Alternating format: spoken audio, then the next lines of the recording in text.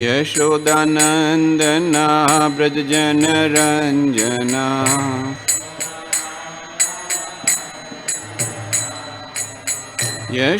यशोदानन्दना व्रजजनरञ्जना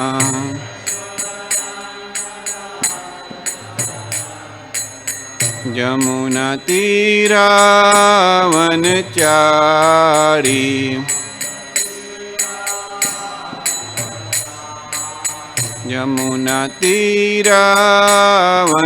यमुनातीरावनचारी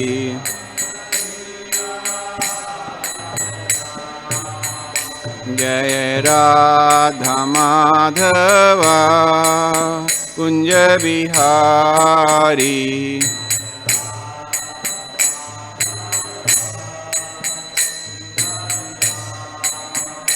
जय राधा माधवा कुंज बिहारी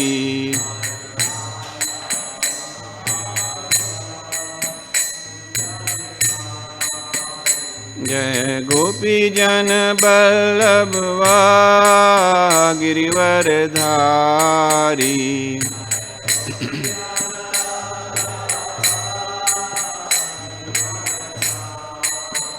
जय गोपी जन बल्लभवा गिरिवरधारी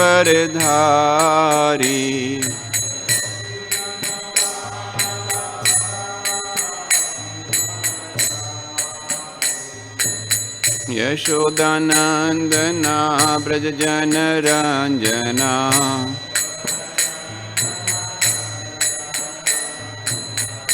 यशोदानन्दना व्रजजनरञ्जना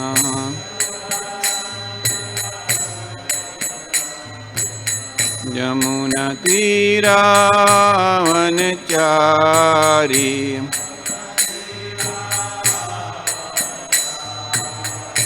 जय राधा माधवा कुंज बिहारी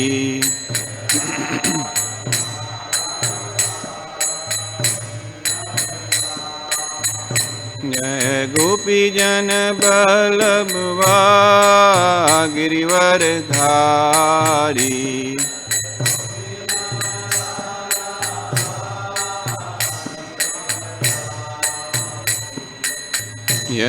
यशोदानन्दना व्रजजनरञ्जना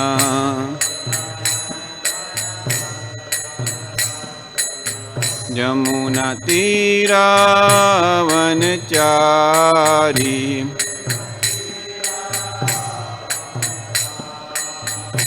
जय राधा माधवा कुंज बिहारी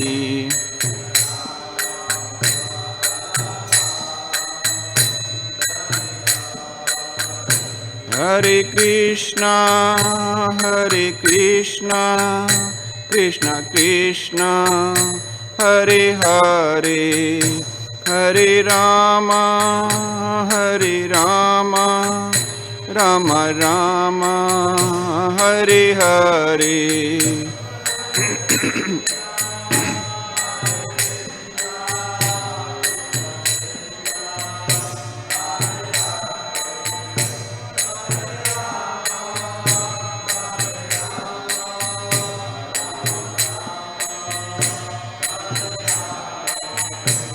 हरे कृष्णा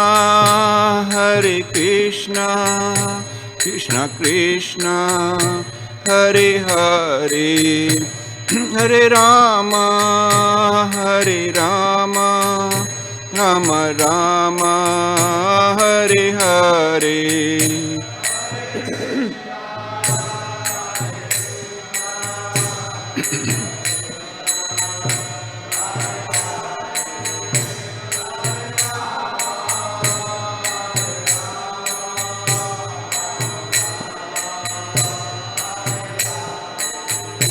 हरे Krishna Krishna Krishna Hare Hare Hare Ram Ram Ram Hare Hare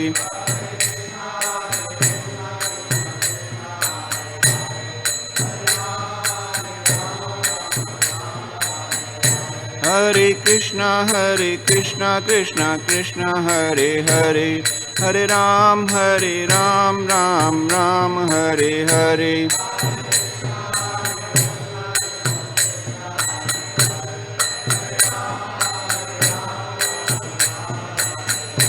Hare Krishna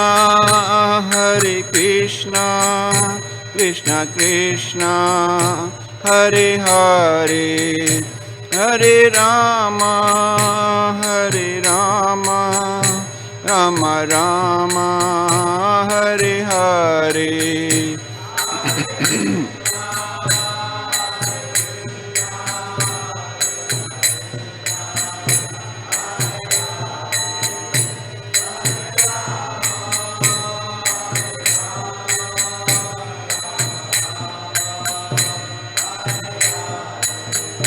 Jaya Kishore Kishori Jaya Kishore Kishori Jaya Kishore Kishori Jaya Kishore Kishori.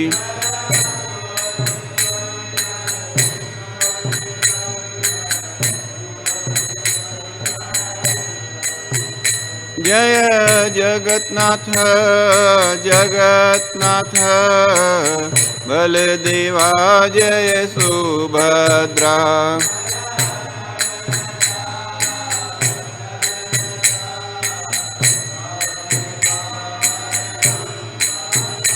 Jaya Gauranitai Gauranitai Gauranitai Jaya Gauranitai.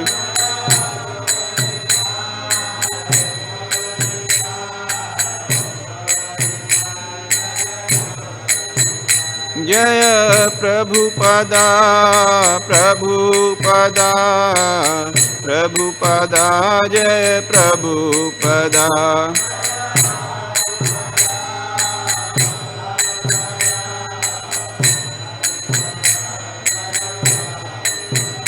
Jai Jai Prabhupada Prabhupada Prabhupada Jai Jai Prabhupada.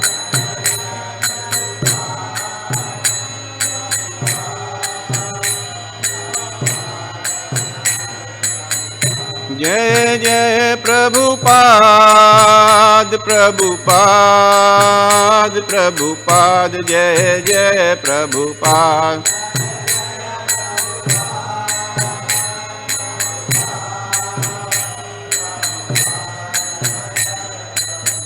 Nitai Gaura Hari Bol Hari Bol Hari Bol Nitai Gaura Hari Bol.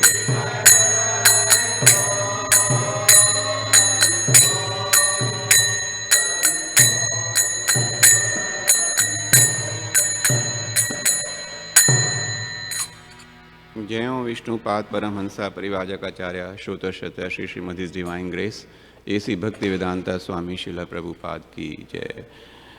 Shrimad Bhagavatam की जय. All glories to assembled devotees. All glories to assembled devotees. All glories to assembled devotees. All glories, all glories, all glories to Guru and Gauranga.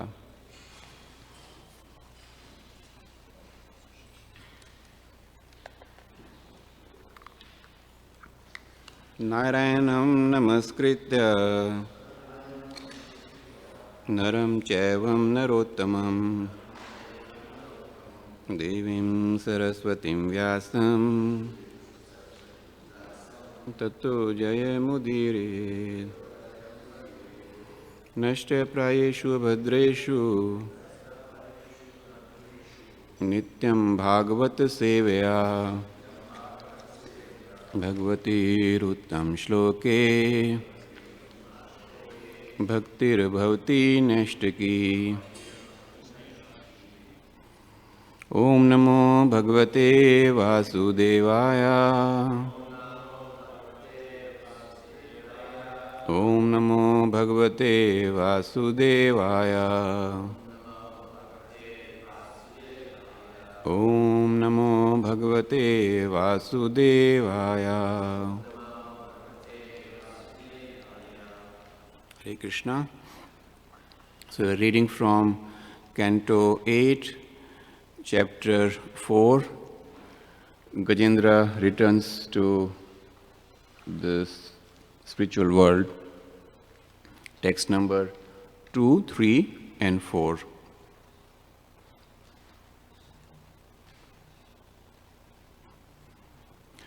Nedur Dundubhayo Divya Nedur Dundubhayo Divya Gandharva Naritrurjaghu Gandharva Naritrurjaghu Rasyas Charana Siddhas Tushtuvuhu Parshottamam Nedur Dundubhayo Divya Gandharva Naritrurjaghu Rasyas Charana Siddhas Tushtu Purushottamam Nedur Dundubhayo Divya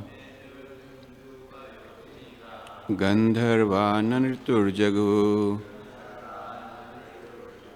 Rasyas Charana Siddhas Tustuvuhu Purushottamam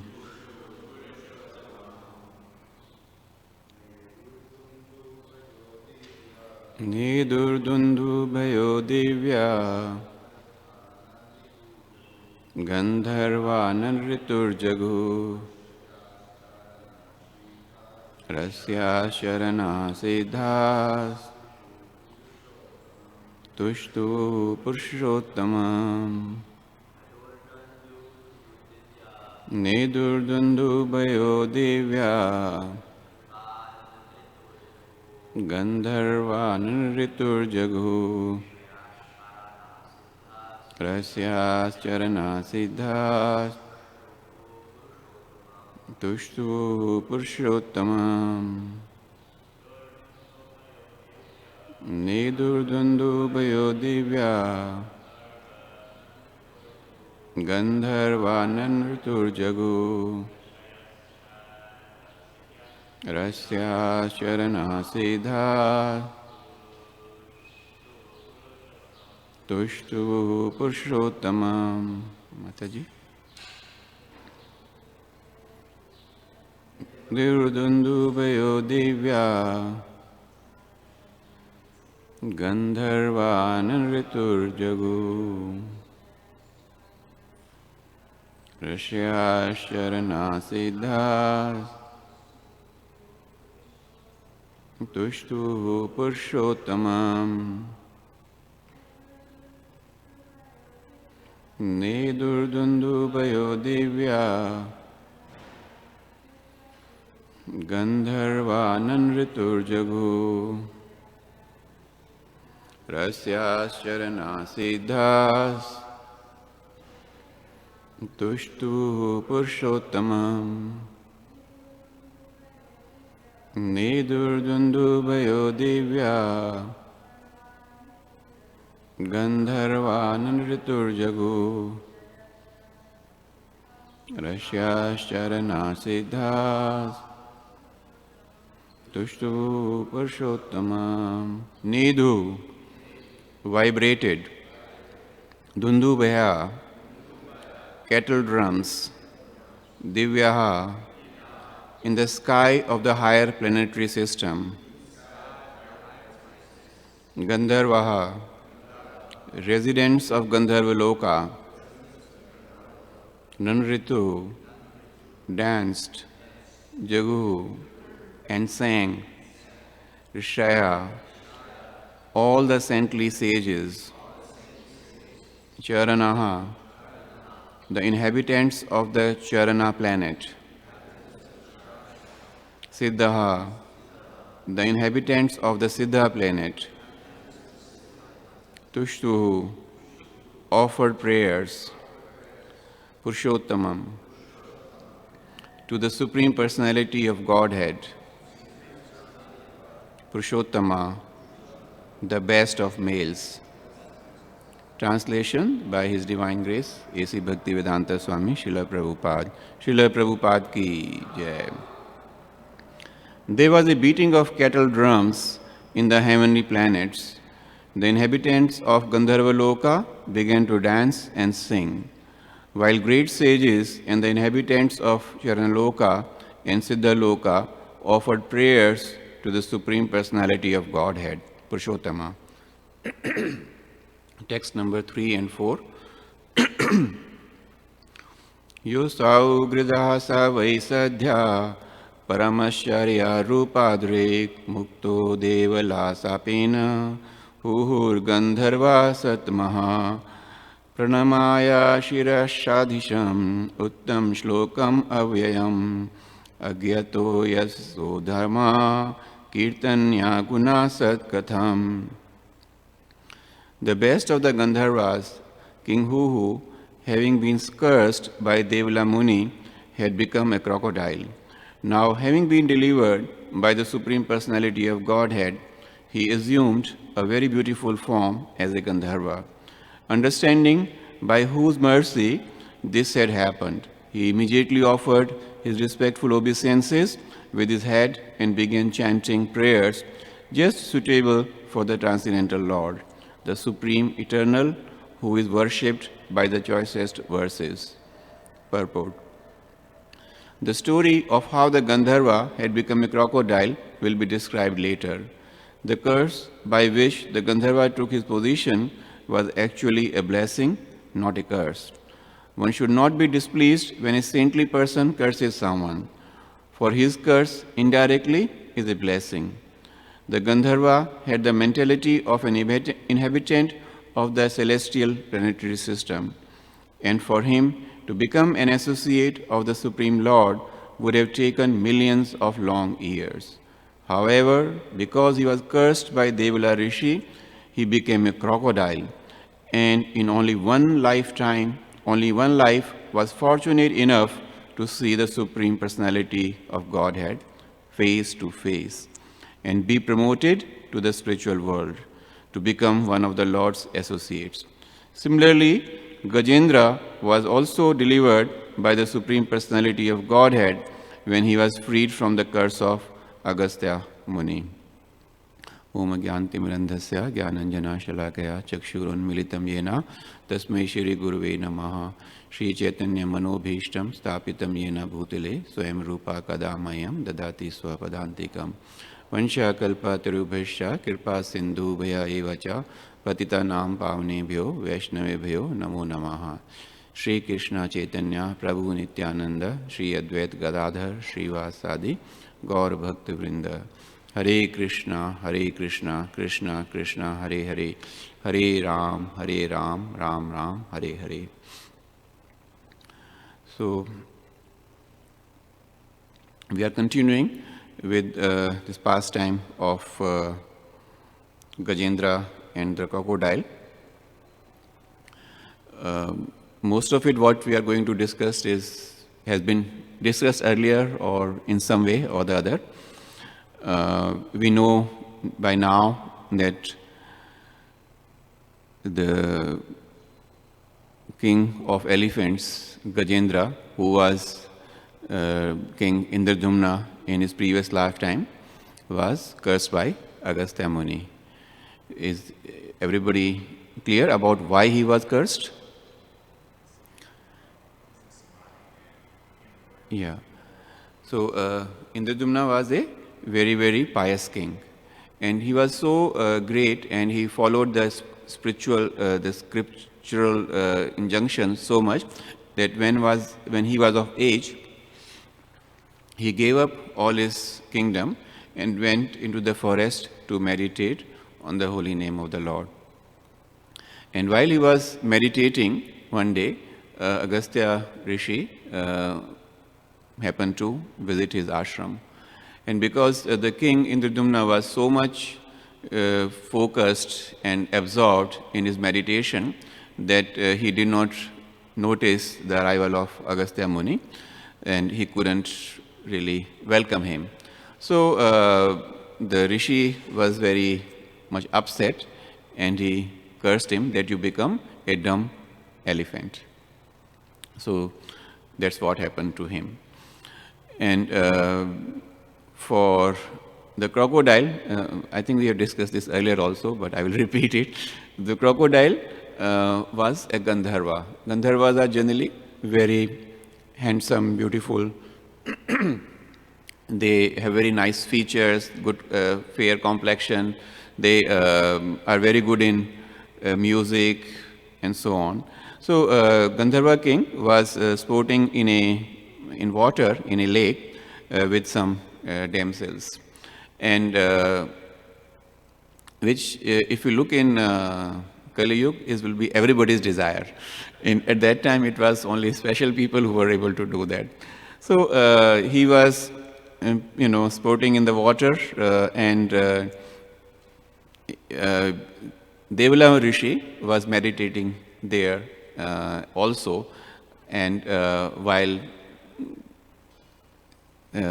King Huhu, Gandharva Huhu, was chasing the girls, he happened to catch the leg of Devala Rishi, thinking that it was the leg of a woman. So Devala Rishi was very annoyed, and because his meditation was broken and disturbed, so he cursed Huhu to become a crocodile. So here we have, that's the scene, and we know the story how it is going on.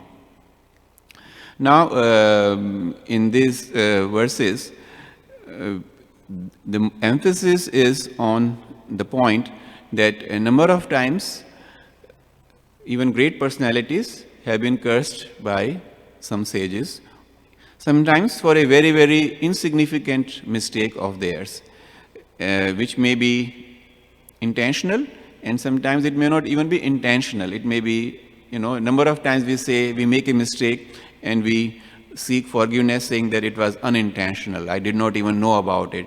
And the person who is your authority, he forgives because he also gives you the benefit of doubt. But we find here that our rishis do not give any benefit of doubt to anybody. You make a mistake and you have to pay for it. So, but the good part here is that if a saintly person is cursing somebody, it need not necessarily result into a curse. It may later on turn out to be a benediction. And so one can say that sometimes these kind of situations are organized by the Supreme Lord for the benefit of his devotees. So let us try to look at it in our situation. So in the material world, most of the human beings, we have the propensity of considering ourselves controller, owner, and enjoyer. So because we have these propensities, we expect everything to go our way. Because if I am the controller, I am the owner, the thing should go my way. Then only I will feel happy. If it doesn't happen that way, then I am very, very upset. So we realize, I'm sure every grown-up person would realize that it doesn't always happen that way. Even if you are in a position of authority, you own a big business, you have all the riches and everything, still things don't go your way. There will be always reversals in our life. Now, how the way a devotee looks at those reversals and the way a non-devotee looks at those reversals makes all the difference and makes how we are going to conduct ourselves in future. So when a reversal happens in the life of a devotee, he considers it as a mercy of the Supreme Personality of Godhead, and he thanks the Lord for it. Whereas a non-devotee, if anything goes against his desires, he has a big complaint. He will say, I don't deserve it. Why you have done this to me? So imagine this situation with another situation where a person says, thank you God for doing this to me. Maybe I deserved more than this, but you have been so kind that you reduced my sentence. It's like sometimes somebody has committed a very serious crime, and he should be going behind the bars for, say, 20 years. But he makes a good case, he pleads to the judge, and judge takes pity on him and says, okay, since you have done this thing for the very first time, I give you some benefit and I give you a chance to, do some amends, and you will be in the prison for 10 years, and or you will not be in the prison at all, you will be under observation, kind of a thing. So I give you a chance to become a better citizen. So our situation is something like this. When we are getting punished, it may be just an indication that we have done something wrong, or we are getting the results and the reactions of our karmas in the past time. But because the Lord, Supreme Lord, is so compassionate and so kind to his devotees and even to non-devotees, that he doesn't necessarily give the punishment which we deserve.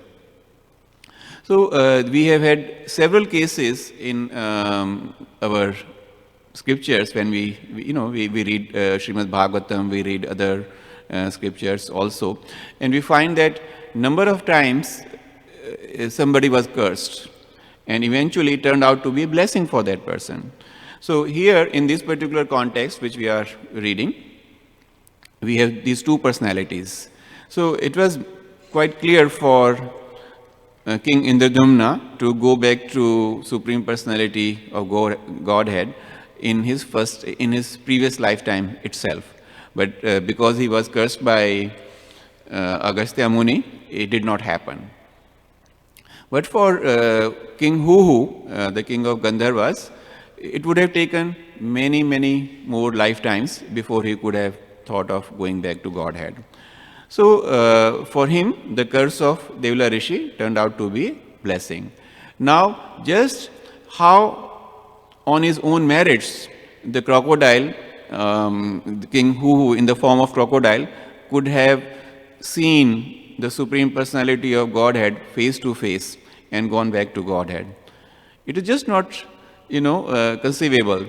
But because he came in contact with a devotee of the Lord, it happened to him. He was in contact with Gajendra, who in his previous lifetimes had been a great devotee, and that is why the influence was so great that even in his lifetime as a crocodile, he got the opportunity to see the Lord, which, as Srila Prabhupada says here, could have taken him many, many millions of lifetimes. So we have another interesting pastime like that, and I would like to ask you, let me give you a hint. In month of Kartik, we sing Damodar Ashtakam. So in that also we have a reference of some personalities who were cursed and eventually turned out to be a blessing. So do you know what we are talking about? Nal Kubera and Manigra. Maybe you can have the microphone. Can you get the microphone for him? You can tell the pastime to everybody. You were referring to Nala Kuvera and Manigriva, where like most conditioned souls, they were enjoying with women in a lake. And when Narada Muni came up, the women put on their clothes, but they were very proud of their birth line from Kuvera, and they were intoxicated, so they were just dancing while Narada Muni was standing there. So Narada Muni cursed them to become trees, and then this turns out to be a blessing because they were released from their condition when Krishna knocked the trees down and they transformed and became pure devotees, etc. So I'm not a good storyteller, as you can see. So they were there as Ashoka trees, and in that famous and such a sweet pastime when Krishna was tied to the mortar by Yashoda, Mother Yashoda, and he ran he broke the trees, and those two personalities, Manigra and Nalkubera, they came out and went back to Godhead. So, so that also indicates that it is not necessarily, a curse is not necessarily a negative thing. But it doesn't mean that we should look for curse. It is just that the personality who has been offended, maybe was short-tempered or was in such a mood that at that time he felt like cursing somebody. But those are great people, and these things are organized and orchestrated by the Supreme Personality of Godhead. The other very interesting situation which we have is the curse given to Parikshit Maharaj. So if Parikshit Maharaj was not cursed, perhaps Srimad Bhagavatam, the way we are hearing it and the way we enjoy it, we wouldn't have been doing that. So just because that happened, he wanted to hear from Shukdev Goswami. He had questions and he asked those questions, and we see that how Srimad Bhagavatam unfolded out of that discussion. So that was a blessing for the entire humanity, not only for those who were present at that time, but even after so many thousands of years, it is continuing, and it will keep on happening, keep on doing for several thousands of years. Eternally it will happen. So that's what is sometimes the potency of a curse of a saintly person. And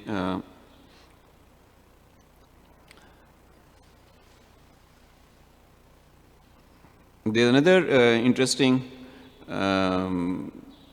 case from Srila Prabhupada and Tamal Krishna Maharaj's conversation. So there was some task Srila Prabhupada wanted to give to Tamal Krishna Maharaj. And Maharaj perhaps was not very keen for that service. So he said, Prabhupada, why don't you send me to China? Instead of doing that, he said something like this. So Prabhupada said, oh, that's a nice idea. Why don't you go to China? So until then, ISKCON or Krishna consciousness had been to other parts of the world, but China was still not there on the map of ISKCON. And Tamal Krishna Maharaj pleaded with Srila Prabhupada that, Prabhupada, I just said it like that, I didn't mean it. So Prabhupada said, no, you don't joke with your spiritual master. So, you said it and now you have to go. And we know under what circumstances Tamal Krishna Maharaj went there. It was not very easy to get a visa at that time for China. So I didn't read it yesterday, but I have heard this from different people, that Tamal Krishna Maharaj's father was a businessman. So he applied, on the strength of his father's business, he applied for a business visa. And because China wanted to also do business with his company, he was issued a visa. And then he went there, and that's how the seeds of Krishna consciousness were sown in China. And now we know that several sannyasis and devotees, they go to China for preaching Krishna consciousness. Just another reference about this, which was very interesting, that once I was, still Krishna consciousness in China was very, very controlled and used to be, kind of under wraps. It is not like in the open. Once I was picking up a box of Bhagavad Gita to give to somebody. It happened several years ago. And then I saw it says printed in China. So even though Krishna consciousness was not there at that time in China, but still the Bhagavad Gita was being printed in China. So you can see sometimes the Lord has his own ways. And now Bhagavad Gita and Srimad Bhagavatam and other books of Srila Prabhupada, they have been translated into in Chinese, and they are widely distributed in that country. So, how do we look at the reversals and the curses, so-called curses, which may come in our life? Let us talk about reversals, because we don't come across such greatly you can say, short-tempered sages these days. We come across mostly demons. So they are not going to, they also cause reversals in our life of different kind.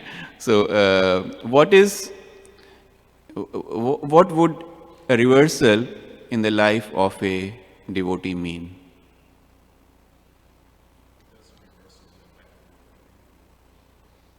How should a devotee look at any reversal in his life?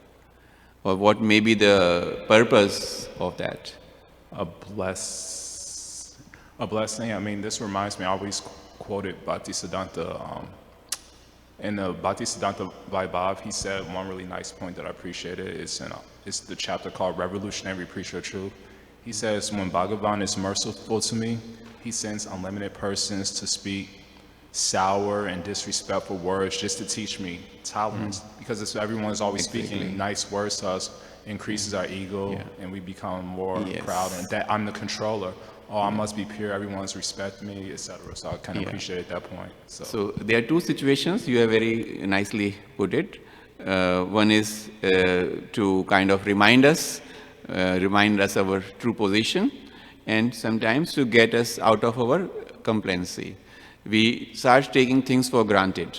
It's very, very natural process. We are engaged in a certain service, we are engaged in a certain job, and we, after a certain period of time, we start taking it, oh, it is easy for me, I can manage it, it's not a difficult thing. And then immediately something happens which reminds us that no, you have been able to do it by mercy of the Lord. And if you don't remember Him, and if you try to take kind of credit for whatever is happening, then there is something wrong. You have to think and you have to act properly. So here, in this particular context, in our text number 224, we see that Gajendra was reminded of, Gajendra had to think of the Lord when he was in distress, and that really helped him to go back to Godhead. And not only him, like I said earlier, even Crocodile, King Huhu, he was killed by the Lord and went back to the Supreme Personality of Godhead. And there were some other points which I had mentioned.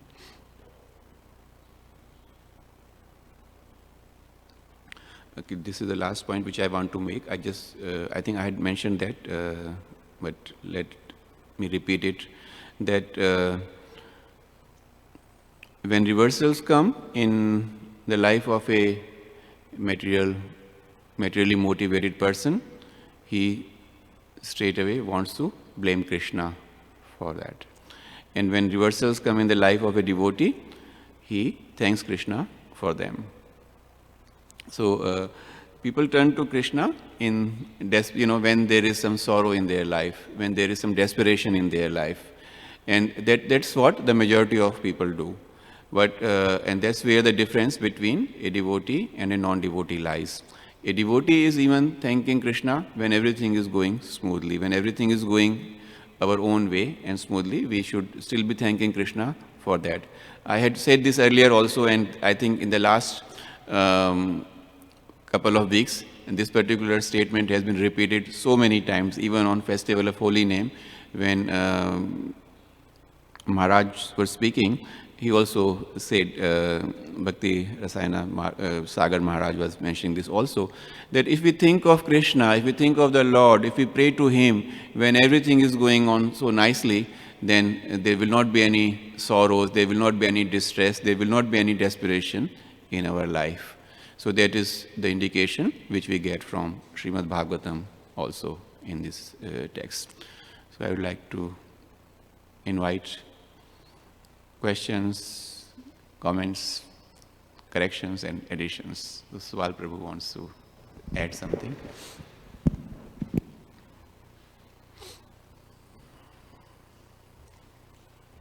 Thanks, Prabhu. I was just thinking on the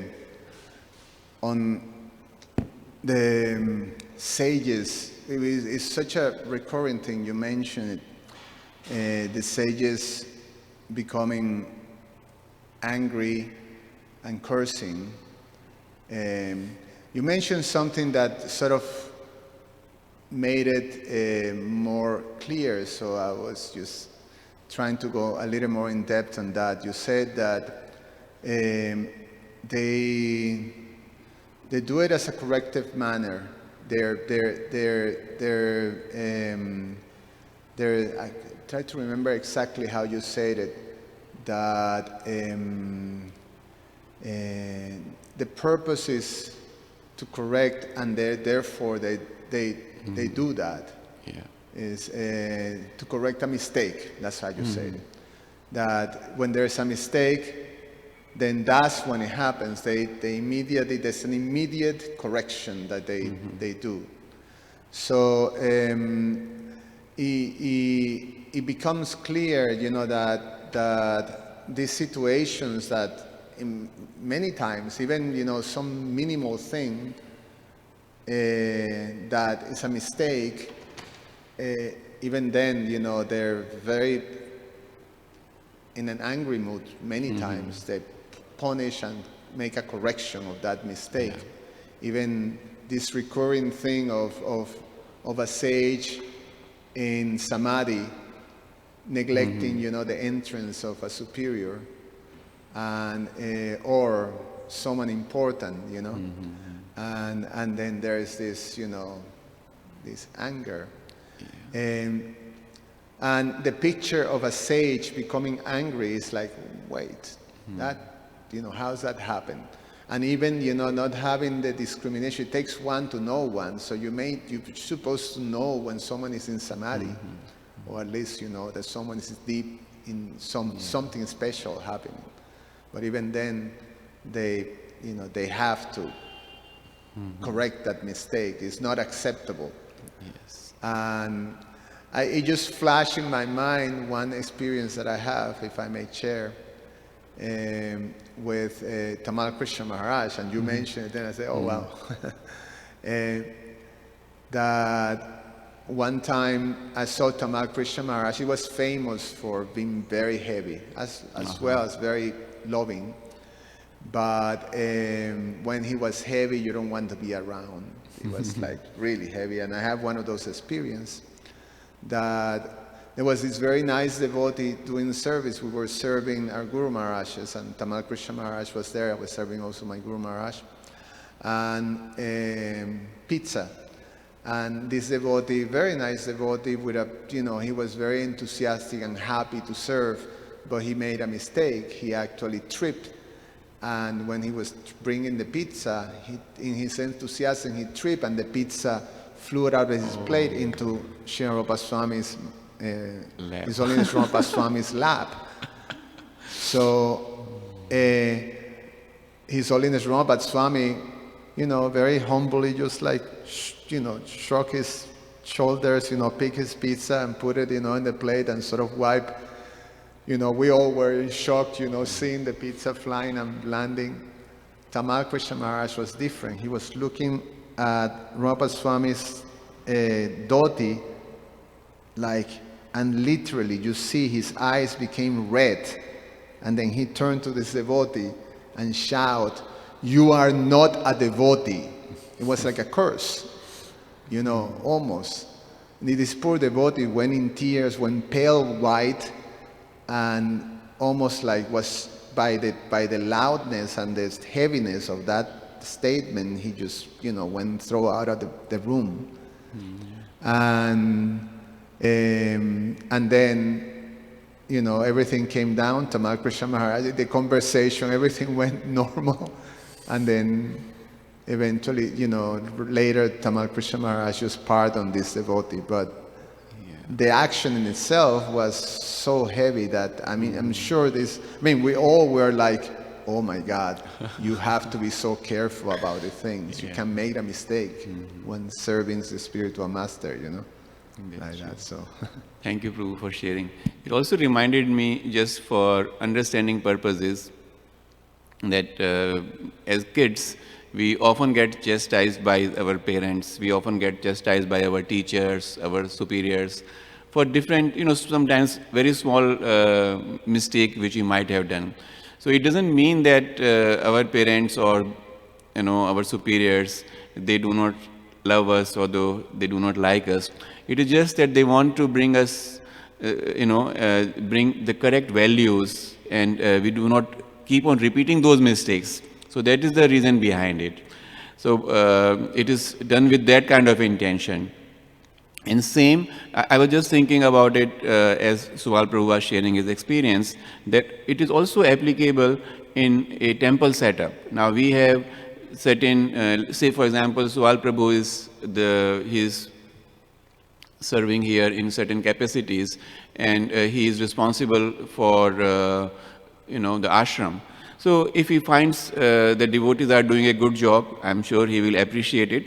But on the other hand, if he finds that there are some deficiencies, it is expected of him to tell that particular devotee to where to improve. Otherwise, he is not doing his job correctly. It doesn't mean that he doesn't like that devotee or he doesn't love that devotee. He is not interested in, the betterment of that devotee. These are all there, and just because he's pointing that out to him, that means he loves that person maybe more. He wants this person to be a better person, a better devotee, and that is the idea behind it. It is exactly the same way like a father tells his son certain things, don't do this or don't do that. Why? When a son wants to go and smoke, for example, no parent will, father will say, okay, keep on, continue smoking. They will say it's not good. At least even if somebody is very, very polite, he will at least say that. He'll say, you may want to smoke, you smoke, but let me just tell you, it is not good. Even the cigarette packet says that, correct?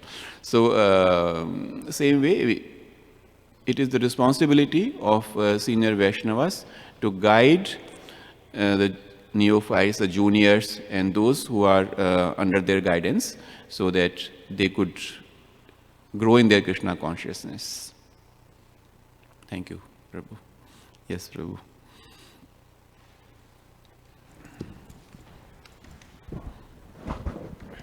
Hare Krishna, Prabhu, thank you for your class. You made a lot of nice points. You were referring to intentional and unintentional mistakes. And one point I appreciated that I first heard Radha Raman Maharaj mention, and he actually got it from someone else, that basically how we respond to circumstances, these reactions, how should we, react to circumstances. And one word he mentioned was responsibility, which is two words, response and ability. So our ability to respond to circumstances could either, lead to our elevation or degradation. So one thing I appreciate in the Bhagavad Gita, what Krishna says is that he's the ability in man, and he's the intelligence of intelligence. So a lot of times when we read these sastras, the scriptures, and they tell us we should react in a certain particular way, and if this circumstance arises, then we should react in this particular way. But still, we read that every day, hear it every day, still we get into circumstances, someone does something to us, then we react in the wrong way. So one thing I appreciate, and maybe you collaborate on this point, that I was wondering why this is, and I kind of, from watching my classes of various teachers, that it seems to be a direct correlation between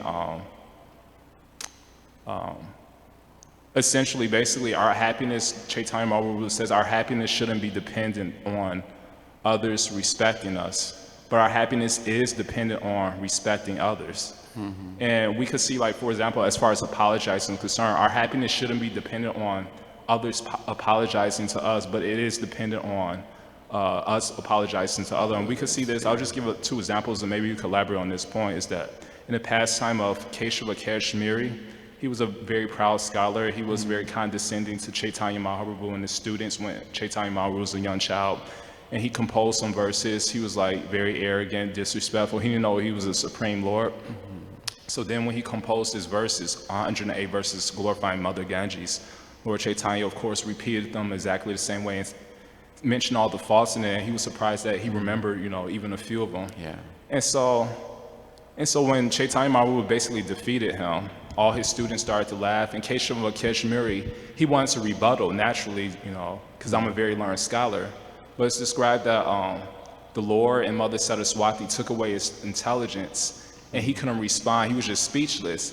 And so my whole point is that back to the point of respecting others, had he originally respected others, then he would be able to respond in a particular way that was both beneficial for himself and others. And so we could see that there's a direct correlation between respecting others in general every day and then responding in circumstances. So can you elaborate on that point? Yeah. Is that we can't just read the scriptures and say, I'll respond with respect when someone disrespects me. That's not the case. It depends on the Lord. Thank you for bringing that pastime. So, Kashmiri Pandit was very, very proud of his knowledge and his capabilities. And the Lord wanted to kind of, teach him a lesson, because pride is something which is responsible for fall of a devotee. So, Kashmir Pandit had a blessing of Goddess Saraswati, that nobody will be able to defeat him in any competition like this. So obviously when you have a benediction like this, it is very, very normal to become proud that, oh, I'm so strong in this area, nobody is going to defeat me. So when this competition took place between Nimai Pandit and Keshava Kashmiri, and obviously, like you said, he was speechless because he couldn't answer to the objections and the defects in his the verses which he said in glorification of Ganges. So in the later on he prayed to Goddess Saraswati that you have given me this benediction, and here I have a 9 or 10 years old boy who has defeated me in presence of everybody. So it was just a very, very humiliating thing for him. So Goddess Saraswati says that he is my boss. So you you don't know with whom you are in competition. So ordinarily you can defeat each and every person, but he is my boss, you cannot defeat him. So it is like this. So the idea was that when we become proud of our capabilities, when we become proud of our skills and so on, and we feel that it is just us who are responsible for it, that's where the problem comes. And that's where we tend to forget Krishna. We become so absorbed in our own, glorification and our own, kind of beating our own drums, that somebody has to remind us that there is a superior boss who is also who is actually responsible. And exactly the way you explained, that Krishna has given us intelligence to do certain things. I have seen in my life, and maybe you might also like to go back and think, that there are several times situations in our lives when, based on our own knowledge, based on our own qualifications, based on our own skills, we couldn't have done anything on those situations. But just because we prayed to Krishna, he gave us some, something, it comes like a bright idea at that time. You go into a particular place and you are stuck with some situation and you really don't know what to do. And then immediately some idea comes to you and you do it and you are successful. Where did that idea come from? Because like I said, I do not have those qualifications, I do not have any intelligence of that kind, but still I was able to do it successfully. So the only explanation for me is that it came to me from Krishna. He took pity on me and he says, well, here it is, and then it's up to us. Now I may take the credit for doing that, or I may at least say that no, I honestly don't deserve any credit. It is just what Krishna has done for you.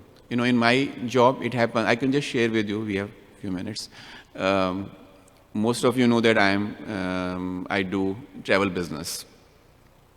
So number of times there are situations which need some solution. And one very common situation is that somebody wants to travel and in some emergency or some for important task or something, and there are no seats available at a reasonable price. So, and the price which they have to pay will be very, very high. And I also don't feel good about it because number of times I know that these people are also devotees. They don't have that kind of money that they could pay for very expensive tickets. And it happens a number of times. Oh, let me share with you on the same thing. I will share with you a very, very interesting story. So all of a sudden it will happen that I'm checking in my computer and a seat appears on the lower fare. And I said, oh Prabhu, you are so lucky. Just give me your name. Let me block it for you. And this is, oh, you are so great, Prabhu.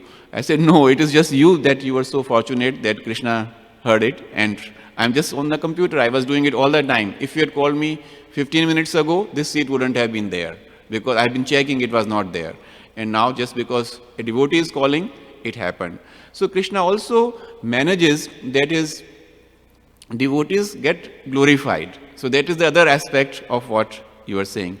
Now I just would like to share this incident with you without naming the person because all of you know that person. So I was here in the lobby of the temple and I meet this Prabhu and we greeted each other and he says, Prabhu, I want to go to India. I haven't been there and I want to visit my parents with my family. So how much a ticket would cost? So I gave him a figure, rough amount from the top of my head. So I said, you are wanting to travel in this month, the prices will be around so much. So he says, Prabhu, I don't think I can afford it.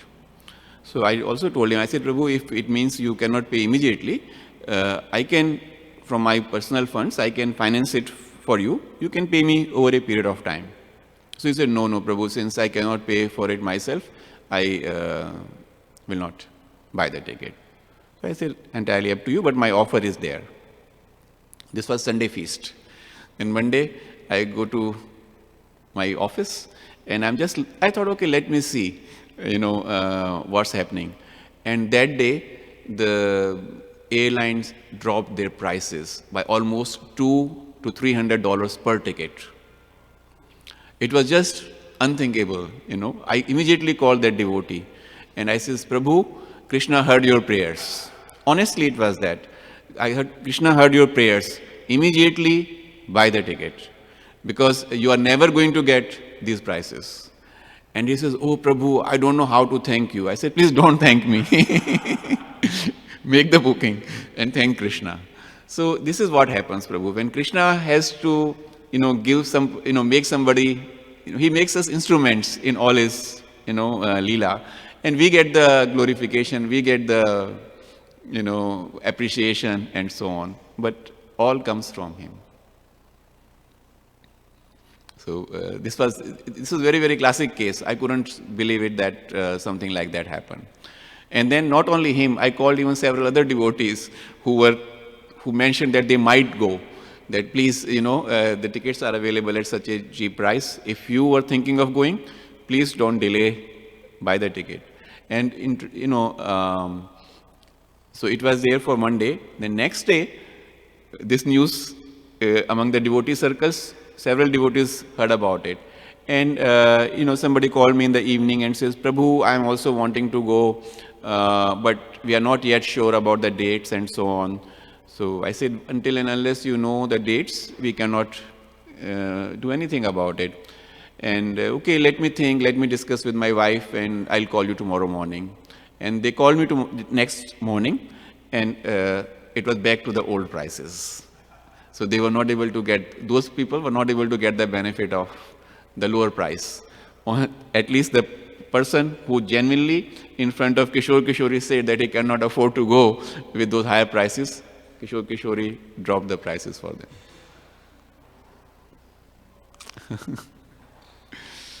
Okay. So, any other comments or questions? Okay. Srimad Bhagavatam ki jai, Srila Prabhupada ki jai, Nitai Gaur Premanande.